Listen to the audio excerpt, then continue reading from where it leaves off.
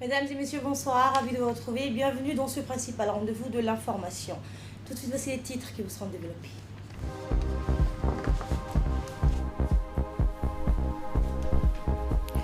Le Parti social-démocrate a tenu ce jeudi au Palais du Peuple son congrès extraordinaire, un soutien total au chef de l'État.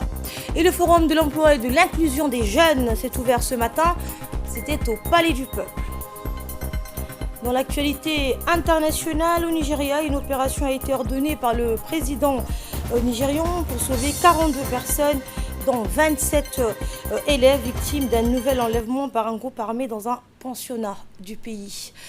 Bonsoir, mais avant de développer ces nouvelles, je vous emmène à Addis Abeba où l'ambassadeur de la République de Djibouti, représentant permanent auprès de l'Union africaine, Mohamed Idriss Farah, a signé ce jeudi au siège de l'Union africaine avec Ismaël Chergui, le commissaire à la paix et à la sécurité de l'Union africaine, un mémorandum d'entente entre la Commission de l'Union africaine et le gouvernement djiboutien portant sur le déploiement d'une unité de force de police djiboutienne composée de 120 policiers dans le cadre du renforcement des capacités opérationnelles d'AMISOM. Je vous le disais en titre, après l'ouverture de la foire, le Forum de l'emploi s'est ouvert ce matin au Palais du Peuple. S'articulant autour des défis de l'employabilité dans l'économie du savoir, il a mobilisé des centaines de jeunes qui ont pris d'assaut donc le Palais du Peuple.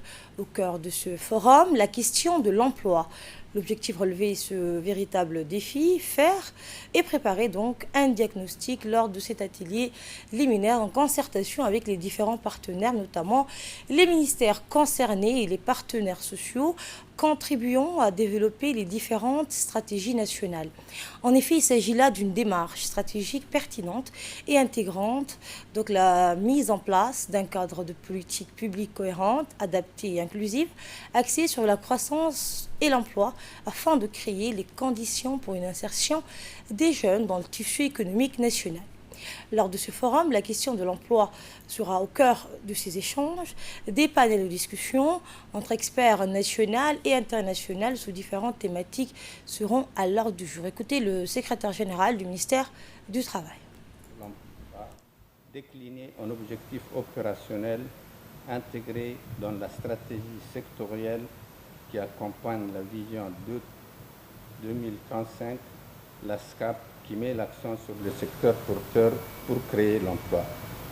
L'état des lieux établi sur le premier plan d'action opérationnelle 2014-2018 de la PNU vous sera exposé comme point de départ des discussions qui vont suivre. Il s'agit à travers cette rencontre d'engager avec les institutions publiques et les partenaires privés une réflexion destinée à cerner les besoins du marché du travail, les attentes et faire émerger de nouveaux programmes pour l'emploi, pour que chaque Djiboutien puisse vivre du fruit de son travail et se construire une vie. Et écoutez à présent l'intervention de l'ancien ministre de l'Emploi malien qui était l'hôte de cette foire. Créer des emplois aujourd'hui par tous les pays et nulle part. Aucun pouvoir ne peut se vanter d'avoir trouvé la solution miracle pour vaincre définitivement le chômage, surtout celui des jeunes. Nous, Africains, tentons des solutions qui varient très peu d'un pays à l'autre. Chacun adapte à son contexte politique, économique et social des politiques et des stratégies qui ont réussi ailleurs. Mais les défis demeurent partout les mêmes, pour tous. Il s'agit de réussir l'adéquation entre la formation et l'emploi, promouvoir une croissance économique qui génère de nombreux emplois et réussir une bonne gouvernance du marché du travail. Et suivant cette fois un extrait du discours du ministre de l'Éducation nationale, M. Moustapha Mohamed Mahmoud. Ministre, c'est vraiment avec un intérêt évident que le ministère de l'Éducation nationale et de la formation professionnelle a accueilli la présente initiative d'élan de dynamique du plan d'emploi en faveur de jeunes sans travail initié du chef de l'État, son Excellence, le Président de la République, en concertation bien sûr étroite avec le ministère du Travail chargé de la réforme administrative. Nous sommes heureux d'apporter notre contribution. D'abord, en s'associant étroitement aux travaux préparatoires de ce projet. Ensuite, en signant un cadre de coopération entre l'ANEFIP et la Direction générale de l'enseignement technique et de la formation professionnelle pour, bien sûr, rationaliser nos efforts communs et enfin en mobilisant tous les experts de la formation professionnelle dans la réussite de ce projet phare qui va sans aucun doute booster la relance de l'emploi dans les années à venir. Nous estimons que c'est par cette forme de collaboration entre nos deux institutions, entre nos trois institutions, avec bien sûr le ministère de l'Enseignement supérieur, en matière de formation professionnelle, que les projets d'initiative à l'emploi peuvent contribuer de la manière la plus efficace à la réalisation pratique de la formation et de l'insertion de ce 2000 jeunes dans un premier temps.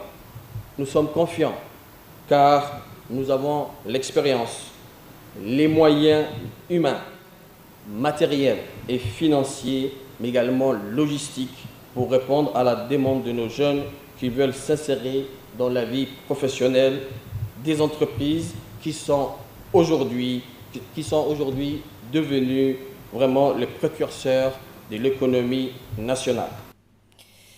Et suivant cette lancée, le ministre de l'Enseignement supérieur, Dr Nabil Mohamed, a mis en exergue l'importance des jeunes dans l'économie de la connaissance. Je voudrais juste commencer par dire qu'à l'arrivée du ministre et frère Esman, au tout début, ses premiers jours, il m'avait parlé de son initiative de mettre en place un forum. Nous y sommes enfin et je tiens vraiment à les féliciter et à les remercier pour nous avoir associés à ce forum. La problématique du travail ou de l'emploi est une problématique qui est au cœur de toutes les politiques. Elle ne concerne pas seulement les pays pauvres, elle concerne le monde entier. Elle nous tient à cœur particulièrement à Djibouti et tout à l'heure dans le premier discours, les chiffres de 75% de la population djiboutienne sont des jeunes et pour nous une priorité. Cette priorité elle a été marquée hier par la présence du président de la République qui œuvre tous les jours à ce que cette problématique de l'emploi soit résolue une fois pour toutes.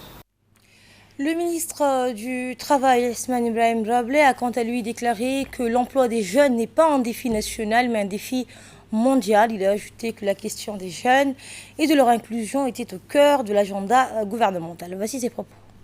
C'est avec un immense plaisir que je prends la parole en cette cérémonie de lancement du Forum sur l'emploi, dont l'objectif majeur est d'assurer un emploi décent et de consolider notre politique sociale à Djibouti. Ce forum s'inscrit dans une dynamique nationale de l'emploi placée sous le haut patronage de son Excellence le Président de la République, M. Ismaël Omar Guelleh. Je joins ma voix à celle de mes collègues qui m'ont précédé dans les interventions pour rappeler le thème qui est le nôtre pour marquer cet événement important. Ensemble pour un emploi décent. Ceci est à la fois une promesse et je dirais même plus, une obligation de résultat que nous devons à la jeunesse djiboutienne, comme convenu hier lors du lancement de la Foire nationale de l'emploi et de l'année internationale de l'élimination du travail des enfants pour que chaque Djiboutien trouve un emploi décent et vivre dignement. Dès lors, je me tourne en premier donc vers tous nos partenaires du secteur public, et privés, les partenaires sociaux, les partenaires techniques et financiers, la société civile, mais aussi et surtout les jeunes en recherche d'emploi ici présents, qui nous ont accompagnés tout au long du processus de préparation et des ateliers liminaires de ce forum, pour les remercier et exprimer notre reconnaissance et notre gratitude par rapport à leur appui, leur accompagnement, leur contribution dans la réussite de ce mouvement pour l'emploi des jeunes. Et s'agissant donc de la foire qui s'est ouverte hier, fidèle à cette initiative, la société Koubèche, une industrie djiboutienne donc, s'est attelée à la lettre aux objectifs de cette foire. En d'autres termes, montrer l'exemple et jouer un rôle prépondérant en faveur de l'employabilité. Écoutez un des cadres donc de la société qui nous a donné les détails. Nous sommes réunis aujourd'hui dans ce forum, cette foire, qui est une très très belle initiative du gouvernement aujourd'hui pour l'employabilité des jeunes, dans ce contexte qui est déjà assez difficile aujourd'hui avec le coronavirus, de pouvoir promouvoir l'employabilité des jeunes. C'est vraiment une initiative très très louable, donc c'est dans ce contexte qu'on a été réunis aujourd'hui, de pouvoir donner la chance à tous les jeunes djiboutiens, jeunes et un peu moins jeunes bien évidemment, avec des profils complètement différents. Nous avons aujourd'hui rencontré des gens qui ont des diplômes de BEPC, voire inférieurs, des gens qui ont des bacs plus 7. C'est vraiment une agréable découverte dans ce domaine-là. Et donc ce que je peux dire aujourd'hui, c'est que c'est profitable bien évidemment aux entreprises qui sont là, de démontrer aujourd'hui aussi également cette petite entente qu'il y aura entre le secteur privé, le secteur public, travailler main dans la main pour pouvoir employer les jeunes. C'est bien évidemment une initiative très intéressante de la part du gouvernement. Et nous, en tant que Koubèche, bien évidemment, nous sommes aujourd'hui un des acteurs les plus importants dans le secteur privé. Pouvoir rencontrer ces jeunes dans un circuit assez différent de ce qu'ils avaient l'habitude d'avoir aujourd'hui, c'est-à-dire de ne pas déposer juste un CV et de s'en aller. Nous avons la possibilité de discuter avec eux, de pouvoir les orienter, de pouvoir les conseiller par rapport à ce qu'ils peuvent avoir comme corps de métier, les faire découvrir des métiers qui sont très méconnus à Djibouti aujourd'hui, notamment dans le secteur de l'industrie. Avec la forte industrialisation que nous sommes en train de connaître ces dernières années, c'est un volet qui est non négligeable bien évidemment pour l'employabilité des jeunes. Et dans une interview que le ministre de l'économie et des finances, Ilyes Moussa Doualé, nous a accordée, il est revenu en détail sur l'importance que revêt cette foire. Je cite, il a indiqué donc qu'il s'agit d'une plateforme de rencontre entre les recruteurs et les jeunes qui cherchent un emploi. Nous espérons, a-t-il dit, qu'un grand nombre de jeunes puissent être recrutés lors de ce forum. Toujours selon le ministre, c'est une excellente opportunité, a-t-il dit, car pour les sociétés, ces CV vont servir de base de données et pourront ainsi puiser dedans lorsque le besoin y est. Mais le plus important, a-t-il dit, c'est de souligner la conception que ces jeunes ont du travail et comment le monde du privé le définit autrement. C'est-à-dire les rouages, le monde du privé devrait informer, a-t-il dit, à ces jeunes de la meilleure façon dont on peut être recruté. Et pour nous en dire plus, j'ai sur ce plateau comme invité Monsieur Abdi Farah Idli. Bonsoir monsieur. Vous êtes inspecteur général du travail au ministère du Travail. Merci à vous d'avoir accepté notre invitation. Et également responsable de l'organisation de la foire. Quels donc sont les objectifs que vous êtes fixés? Merci Asma. Les objectifs, nous avons actuellement, pour ce qui concerne le forum, nous sommes fixés à atteindre, par exemple, parmi les résultats attendus sont le financement de 7 projets qui sont tous axés sur la question de l'emploi. Comme vous le savez, la question de l'emploi est un sujet transversal qui interpelle beaucoup de secteurs. C'est la raison pour laquelle nous attendons également l'engagement et la signature de l'ensemble des intervenants dans la question de l'emploi. Mais également, il est prévu un nouveau programme d'action opérationnelle pour les 4 ans à venir. Pourquoi tout ça? C'est pour faciliter la création de l'emploi et créer ce dynamisme dans le marché du travail. En ce qui concerne la foire qui a été débutée hier, c'est pour 4 jours. La foire, lui, il a 2 objectifs. Parce que il répond en même temps à une double demande. C'est-à-dire, d'un côté, il répond à la demande demande d'emploi de jeunes demandeurs d'emploi. De l'autre côté, il répond à la demande du travail des entreprises. Comme vous le savez, l'un des responsables des entreprises a bien souligné, la foire n'est pas uniquement une chance à la jeunesse, mais il y a également une opportunité aux sociétés de découvrir facilement sur un même lieu et en même temps un nombre assez important, parce que c'est plus que 8000 jeunes qui sont enregistrés dans la plateforme de l'ANEFIP. Et ces 8000 jeunes sont demandeurs d'emploi, alors que de l'autre côté, ils sont en train d'offrir du travail. Ils sont là pour vendre leurs compétences devant les sociétés et c'est une grande chance pour eux. Et c'est une promesse qui a été tenue par notre ministère. Comme vous le savez, ce forum et foire, comme le ministre de l'enseignement supérieur a souligné, c'était une exigence de notre ministre de l'année dernière. Mais à cause de Covid, ça a été retardé et Inch'Allah Dieu a voulu qu'il se réalise aujourd'hui. Et quels sont donc les résultats que vous attendiez à peu près? On attend de cette foire, nous avons une promesse d'embauche de plus de 6000 emplois. De l'autre côté, il y a plus de 8000 enregistrements de la part de la jeunesse. C'est vrai, ce n'est pas équilibré, mais c'est plus que la moitié. Et nous attendons de cette foire plus de 50% de réalisation de cette... Parce que l'engagement est fixé pour 6 mois. Ce n'est pas à l'instant T, ce n'est pas aujourd'hui que les 6000 emplois vont se réaliser. Donc c'est dans les 6 mois à venir, à court terme même. Espérons que cette foire et ce forum donc répondent à vos attentes. Un dernier mot et quel message voulez-vous transmettre aux jeunes qui vous regardent ce soir? Merci pour cette opportunité, Asma. Mon message pour la jeunesse est aujourd'hui nous avons vu cet enthousiasme, cette confiance qui renaît avec la jeunesse. Ils sont en train de croire à notre ministère et voilà, ils sont en train de voir les réalités, que ce n'était pas une fiction, ce n'était pas un rêve, c'était une réalité. Mon message pour la jeunesse, c'est de profiter de cette chance, c'est de maximiser votre chance en ramenant avec eux un bon nombre de CV et de dossiers et de ne pas prendre à la légère parce que chaque jeune, il a une chance de 2 heures au sein des foires parce que nous gérons chaque jour plus de 2400 jeunes.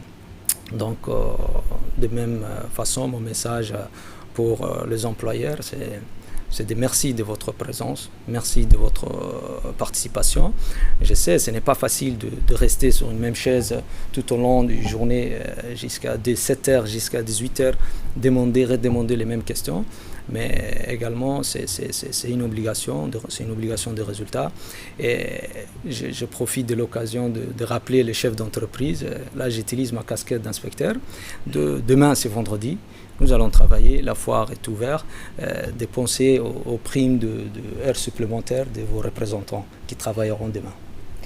Merci M. Abdi Falah pour ces précisions. On le rappelle, vous êtes responsable de l'organisation de la foire, également inspecteur général du travail. Merci encore une fois. Merci.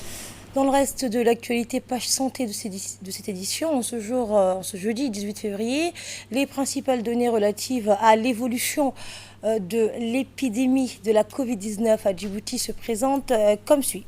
Un patient déclaré guéri, 264 tests ont été pratiqués, 2 cas positifs et 0 cas de décès.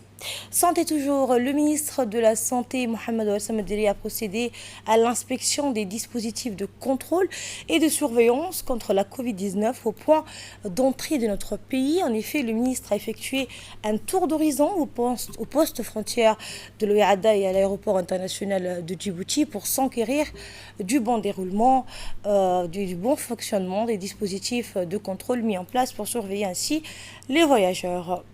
Dans son périple, donc, le ministre de la Santé a pu constater par lui-même que les mesures de contrôle et les procédures d'endiguement contre toute introduction de virus sont scrupuleusement respectées au point d'entrée. Eh bien, le ministre a invité les différents acteurs actifs dans la lutte contre cette pandémie de redoubler leur vigilance au regard des contextes internationaux actuels marqués par l'émergence des nouveaux variants.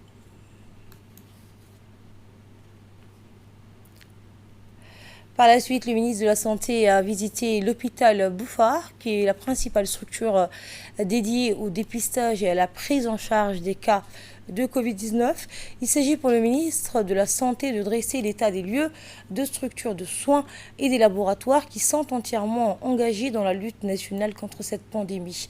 Par ailleurs, le ministre de la Santé, Mohamed Samadirieh, a insisté sur le relèvement de la vigilance en ces moments cruciaux de l'évolution inédite de la pandémie. Le ministre a fait savoir que les travaux préparatifs sont menés pour accélérer la mise en œuvre de la stratégie de vaccination contre la Covid-19. Rappelons que le ministre était accompagné par une importante délégation de hauts cadres de son département, ainsi que les membres du comité scientifique pour la riposte contre le Covid-19. Le ministre de la Santé a fait une déclaration par la suite sur la situation de la pandémie à Djibouti en expliquant les différentes actions nationales qui sont prises pour éviter l'introduction des nouveaux variants dans ce contexte mondial marqué par l'émergence des variantes.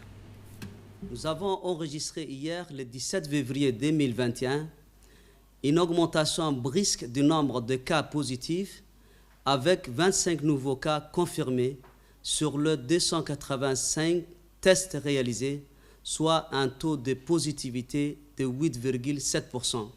Comme vous le savez, le taux de positivité globale des tests se maintenait à moins de 2% depuis le mois d'octobre 2020. En réponse, notre pays a relevé le niveau de vigilance et renforcé le dispositif au niveau des points d'entrée. Des mesures également imposées par l'apparition à l'échelle internationale de nouveaux variants.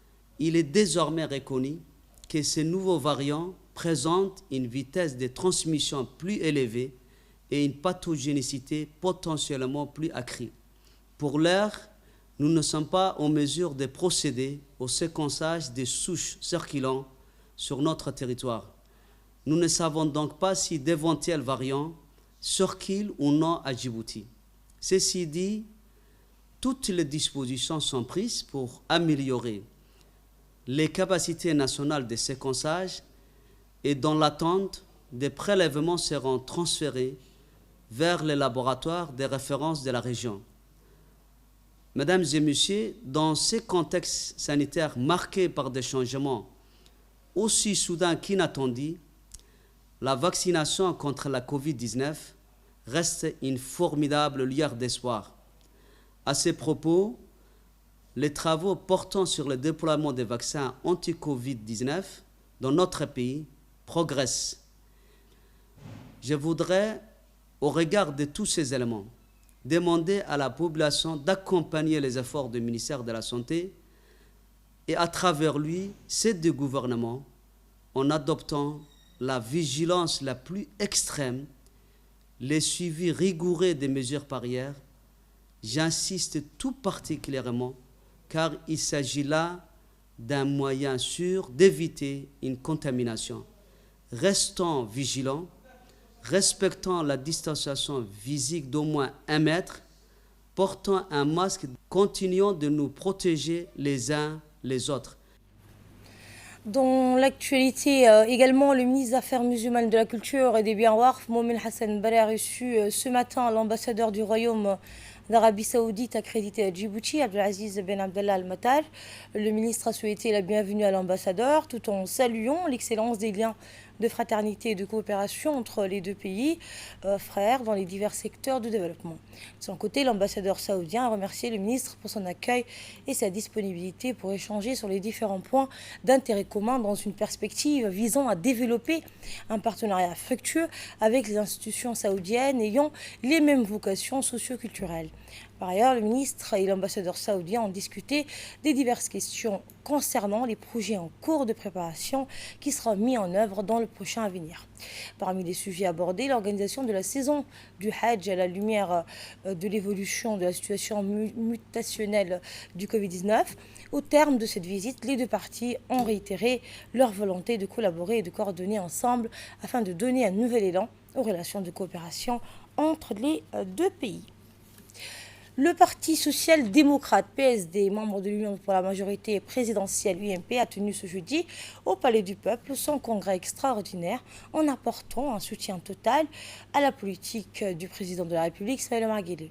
Ce congrès a également été l'occasion pour les membres du parti de renouveler le mandat de l'actuel président du parti PSD, fondé en novembre 2002 par Feu Moumin Bahdan Farah, et présidé actuellement par Mme Hassan Moumin Bahdan. Le parti PSD se mobilise en faveur du renforcement des valeurs démocratiques en République de Djibouti. Durant les travaux de ce congrès, les membres du parti ont réitéré leur soutien à la candidature du chef de l'État pour un 5e mandat à la magistrature suprême. Eh bien, outre les cadres politiques et militants du PSD ont assisté à ce congrès, tous les grands ténors des autres formations politiques alliées au sein de la coalition de l'Union pour la majorité présidentielle. Ilyes Moussa Daoualé pour le RPP, Ibrahim Chihem pour l'UPR, Kamil Moussa Aliou pour le PND et M. Ali Chihem Bourhan pour le FRUD.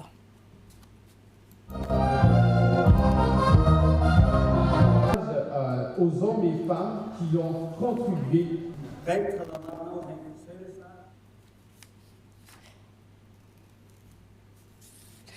Les dirigeants des partis alliés du PSD ont prononcé à cette occasion des discours. Voici leurs propos. Vous le savez, ces grands rassemblements est le moment privilégié pour votre parti de communier autour des valeurs qui les cimentent, des valeurs qui sont les siennes.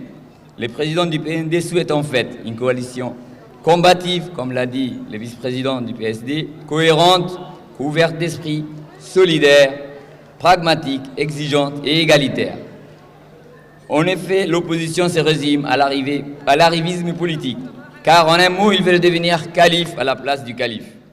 Nos concitoyens en sont les premières victimes, tout en faussant les débats politiques, alors qu'ils doivent faire face à des préoccupations essentielles comme le chômage, la précarité, l'échec scolaire. Notre nouvel objectif est clairement désigné, la victoire au présidentiel 2021, en associant le social, Madame la première présidente d'un parti politique djiboutien. Soit gardons notre esprit militant après la paix. C'est que les femmes, durant mes tribulations, nos meetings, on constate depuis 2015 que toutes les femmes votent IOG. Je leur ai demandé pourquoi. Parce qu'il est le garant de la paix.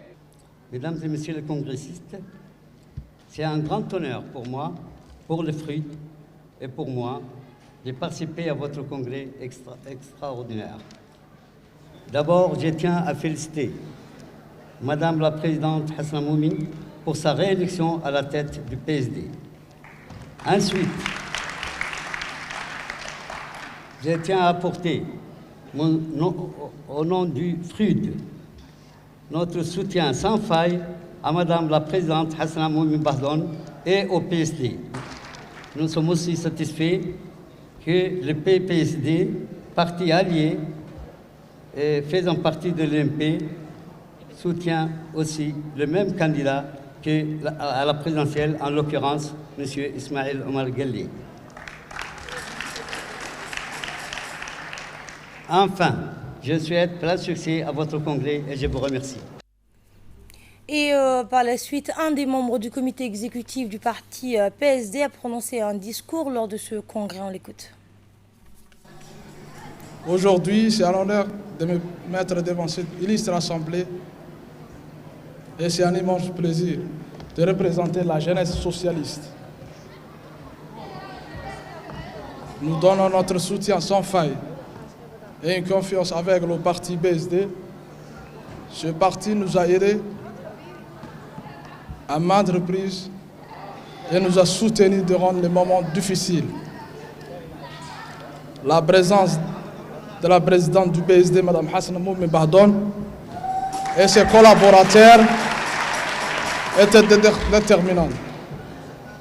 cet élan de patriotisme, nous avons trouvé avec Madame la Présidente Hassana Moumin Bahdon. Il est important pour nous jeunes de travailler aux côtés de main dans la main et de nous considérer juste la faille. Et aujourd'hui, cette image a prouvé au PSD, tous unis vers un avenir meilleur. Merci à vous tous, à votre soutien. Écoutons cette fois un extrait du discours de la présidente du PSD, Mme Hassana Moumin Bahdon. Mesdames et messieurs, chers camarades, à la veille de l'élection présidentielle de 2021 dans notre pays, nous avons pu mesurer combien était puissante la mobilisation et la volonté du peuple djiboutien de vouloir s'unir derrière une candidature crédible pouvant assurer la poursuite de la relance et de la renaissance de Djibouti. En ce jour mémorable, nous abordons cette perspective avec foi et enthousiasme dans le cadre d'une harmonie parfaite entre les lois de la République et les exigences de notre conscience politique. Nous sommes très fiers d'être dans le rôle éminent qui est le nôtre pour écrire une fois de plus cette séquence de l'histoire, non pas seulement de notre parti, mais de notre pays tout entier. En effet, le Parti populaire social-démocrate a de tout temps assumé sa responsabilité politique dans le raffermissement et la consolidation de la cohésion et de la concorde nationale dans notre pays. Cette profession de foi qui nous a été dévolue à nous, dirigeants du Parti populaire social-démocrate, par nos illustres prédécesseurs, nous avons fait le serment d'y travailler sans relâche afin de garder intacte la force de conviction en la démocratie sociale chère à nos militants. Le niveau d'exigence politique du Parti social-démocrate n'est ni plus ni moins que la concrétisation du consensus politique le plus large possible au sein de notre Union pour la majorité présidentielle, qui soit susceptible de répondre aux aspirations légitimes de l'ensemble de nos concitoyens. C'est la mission de nos partisans sociodémocrates m'ont confiée et je me dois d'en être digne.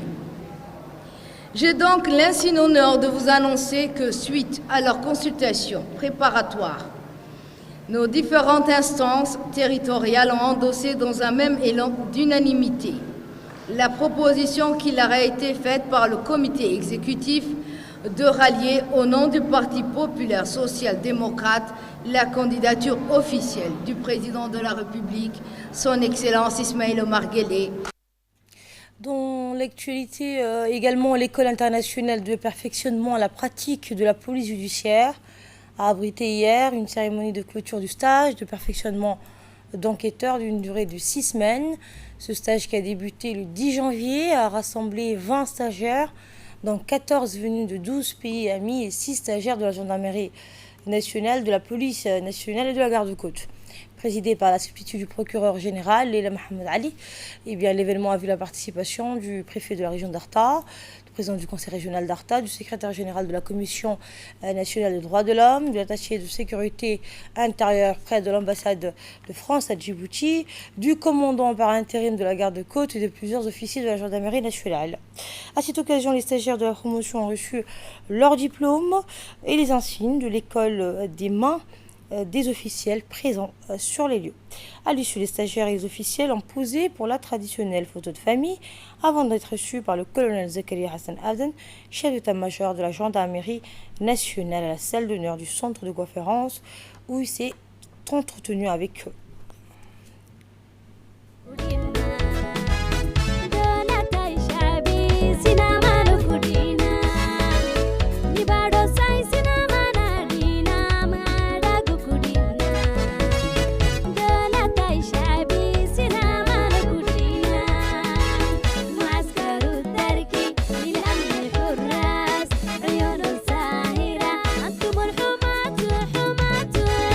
نواجب البلاد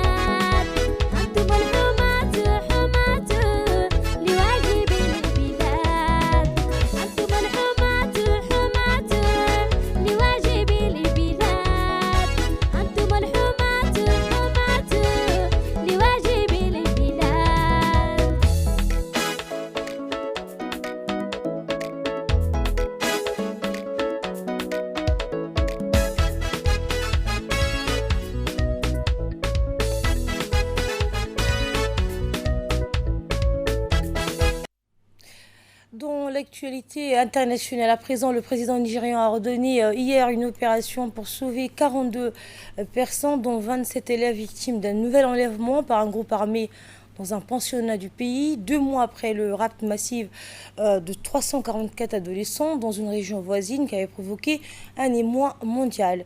Eh bien, des hommes armés ont attaqué un collège-lycée situé dans l'état du Niger au nord du pays. Le président Buhari a remplacé en fin janvier les 4 principaux chefs de l'armée après des critiques grandissantes sur sa gestion des conflits. Fin de ce journal, merci à vous de l'avoir suivi. Bon week-end à toutes et à tous.